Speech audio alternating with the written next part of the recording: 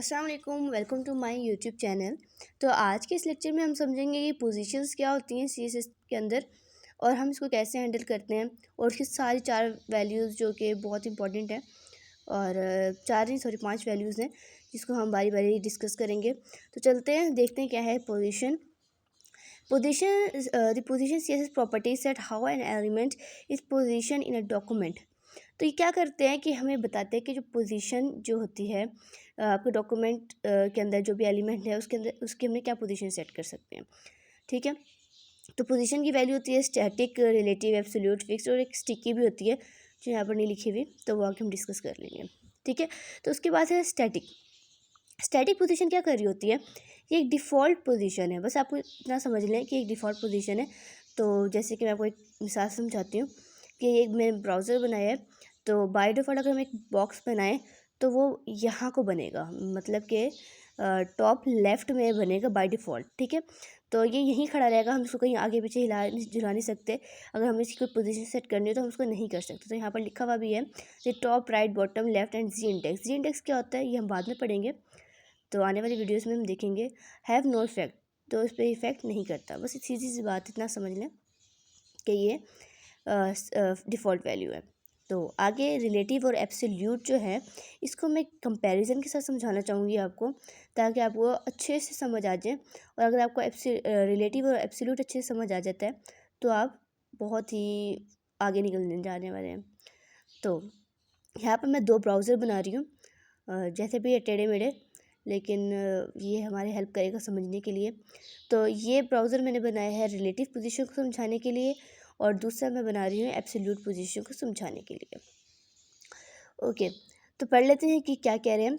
तो रिलेटिव क्या कहते हैं, relative element is relative to itself का अगर आपको मुश्किल लग रहा है तो आप इसको नॉर्मल पोजीशन भी कर सकते हैं या फिर करंट पोजीशन जो भी आपके एलिमेंट की है तो वहाँ से ये अपने आप को शिफ्ट करता है। तो top, right, bottom, left and z index in property will work.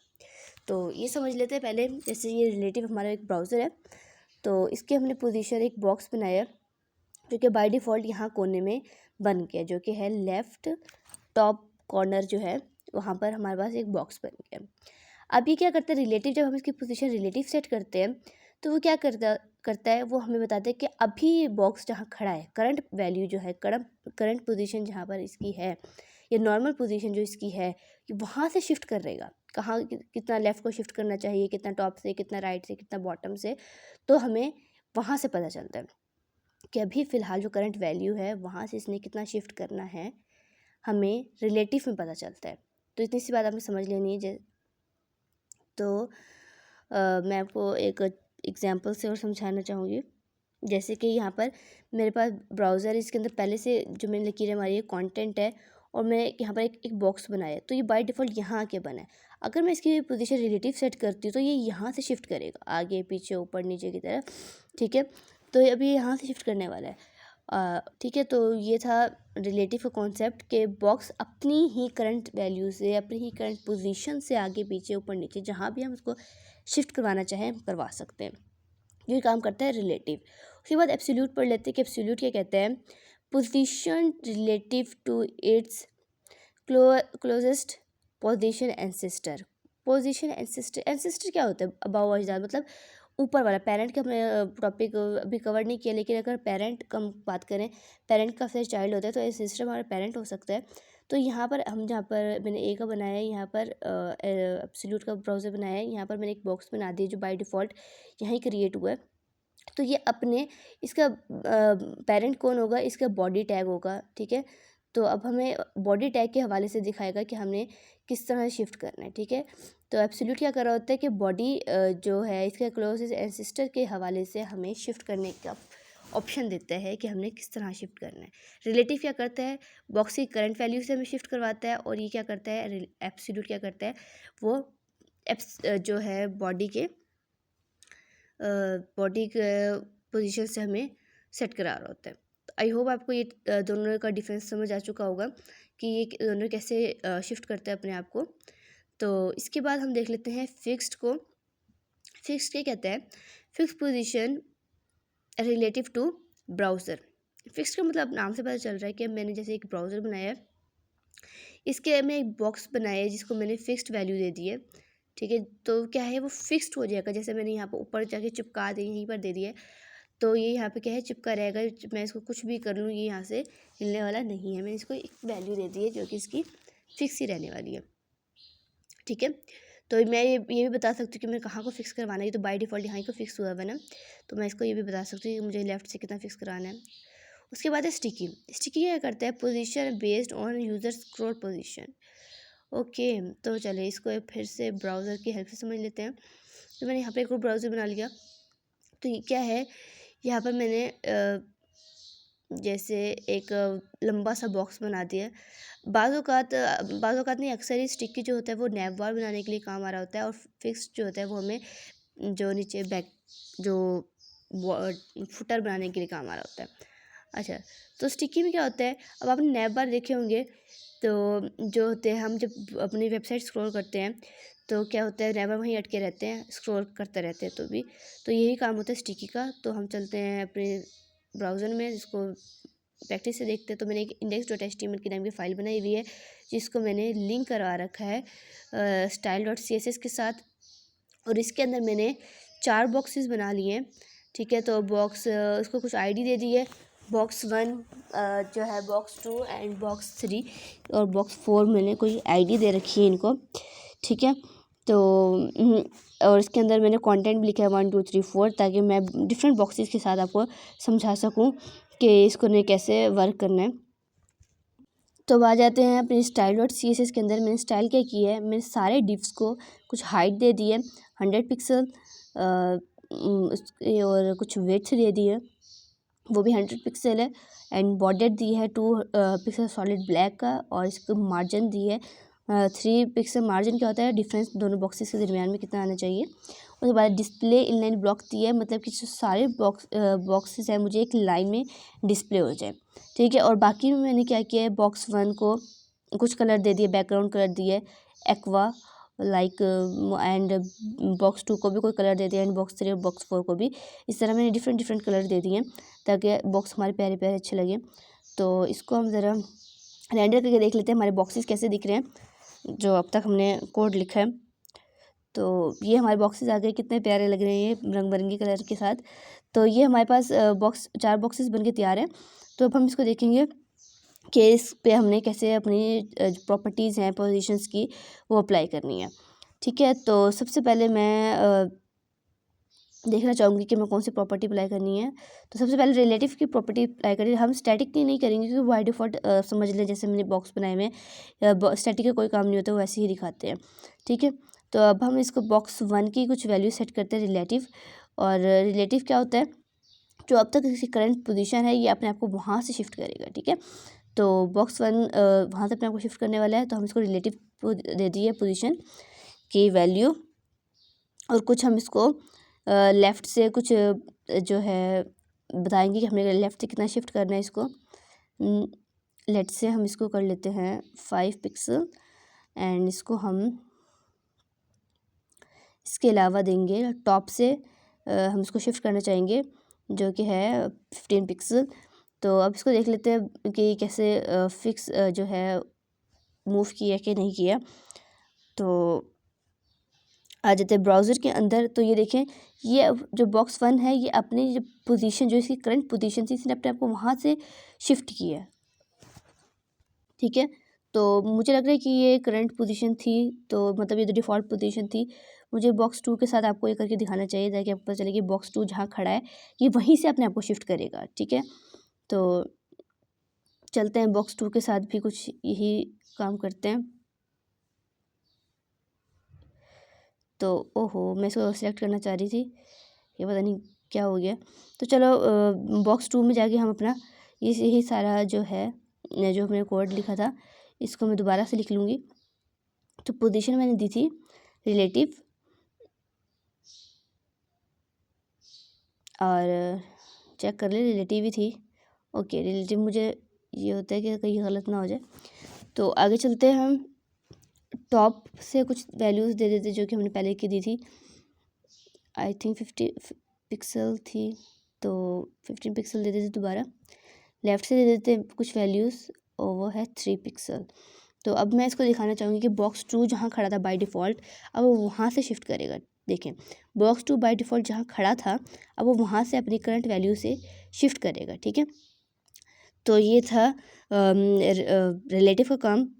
तो अब हम देख लेते हैं कि एब्सोल्यूट कैसे वर्क कर रहा है।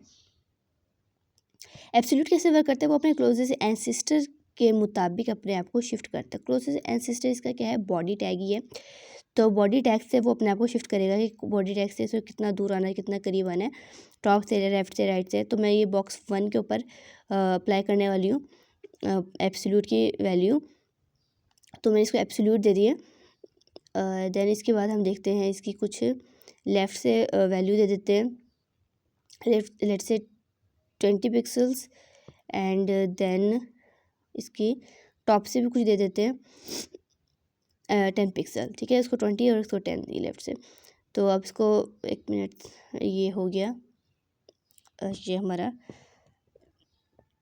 तो ये बॉक्स 1 जो है, अभी देखिए अपने क्लोजेस्ट एंसेस्टर के पीछे ये मतलब 2 के पीछे आ गया और इसे शिफ्ट कैसे किया, अपने क्लोजेस्ट एंसेस्टर के हवाले से अपने आप को शिफ्ट किया, ये आगे पीछे।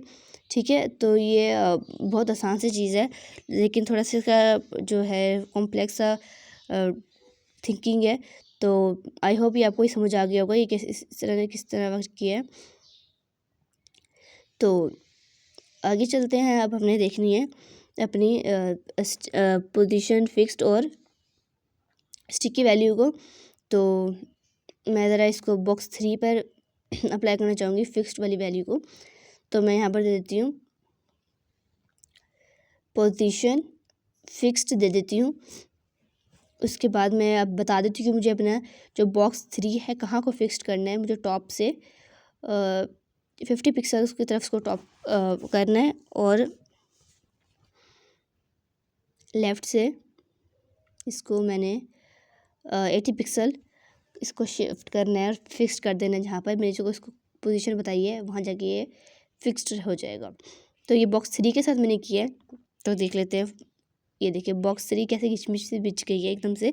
बॉक्स 3 यहाँ से लेफ़्ट से और टॉप से उसी जगह पे आके फिक्स हो चुका है। अब हमें कैसे पता चलेगा ये फिक्स कैसे हुआ है? मुझे ऐसा लग रहा है ये काफ़ी घिचमिच मिच गई है सर।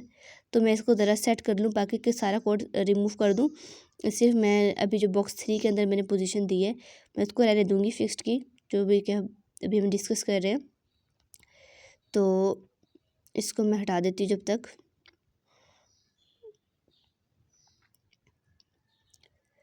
तो मैंने इसको हटा दिया। अब मैं इसको ज़रा दिखाऊंगी कि ये जो है बॉक्स 3 जो है मैंने बताया था, ये अब देखिए ये 1 और 2 के साथ ओवरलैप कर रहा है। अब इसको कंसर्न नहीं है कि कहाँ पर मौजूद है, इसने सिर्फ अपने ब्राउज़र के अकॉर्डिंग अपने आप को शिफ्ट कर लिया है और ये फिक्स्ड हो गया अब ये। ठीक है, अब हमें कैसे पता चलेगा ये फिक्स्ड है? तो इसको हम एक ज़रा देख लेते हैं। मैंने एक पैराग्राफ बना लेती हूँ जिससे मैं लॉरम इंटू लेट्स से 99 डाल देती हूँ।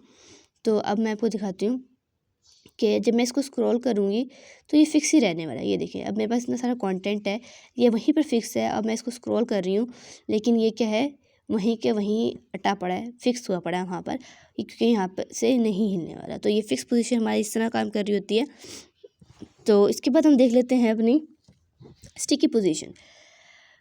तो आ जाते हैं। अब मैं स्टिकी पोजीशन क्या है बॉक्स 4 पे अप्लाई करने वाली हूँ और ये बॉक्स 3 के जो मैंने पोजीशन दी थी फिर इसको रिमूव कर दूँगी ताकि मुझे आपको अच्छे से क्लियर हो सके कि जो है स्टिकी कैसे काम कर रही है बॉक्स 4 के ऊपर। पिंक वाला बॉक्स हमारा होने वाला है ये।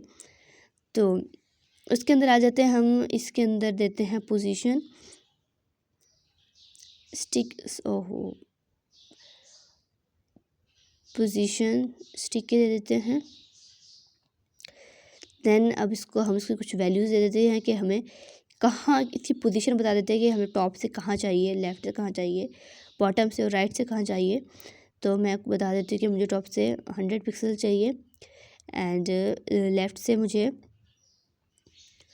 लेट्स से 99 पिक्सल दे देते हैं इसको वैल्यू चाहिए। तो अब हम इसको रन कराएंगे तो अभी ये बॉक्स आपको बॉक्स 4 अपनी ही जगह पे नज़र आ रहा है, ठीक है। अभी जब इसको इसकी फिक्स पोजीशन मिलेगी तो ये वहाँ पर अटक जाएगा। मैं ज़रा इसको स्क्रॉल करूँ, लेकिन ये थोड़ा प्रॉब्लम कर रहा है। मैं ज़रा थोड़ा सा कॉन्टैक्ट और जनरेट करना चाहूँगी, ताकि आपको पता चले कि जब ये स्क्रॉल होगा तो क्या क्या फीलिंग आएगी, ठीक है। तो यहाँ पर मैं ज़रा एक और पैराग्राफ लॉरेम की हेल्प से बना लेती हूँ। तो ये मैं लिख देती हूँ लॉरेम 99। तो मैंने एक और बना लिया। अब ये देखें, अब आपको समझ आएगा कैसे काम कर रहा है। अभी तक बॉक्स 4 अपनी जगह पे फिक्स है। जब मैंने इसको स्क्रॉल किया, जब इसको इसकी पोजीशन मिल गई है जो कि मैंने इसको डिफ़ाइन की थी, तो ये क्या कर रहा है, अपने आप को वहीं पर फिक्स कर लेगा, ठीक है। तो अक्सर हम नैप बार जब बना रहे होते हैं, तब नैप बार को बनाने के लिए हम स्टिकी यूज़ कर रहे होते हैं। आपने देखा होगा कि हम स्क्रॉल कर रहे होते हैं, लेकिन नैप बार ऊपर ही हटा हुआ होता है। हमने उसको पोजीशन दी हुई होती है कि यहीं हटा रहेगा, ठीक है, चाहे हम जितना मर्ज़ी स्क्रॉल कर ले। तो 4 के साथ, बॉक्स 4 के साथ भी, पिंक वाले बॉक्स के साथ भी यही हुआ है। हमने इसको एक पोजीशन दे दी थी। जब इसको इसकी पोजीशन मिली तो इसने क्या किया, अपने आप को वहीं फिक्स कर लिया।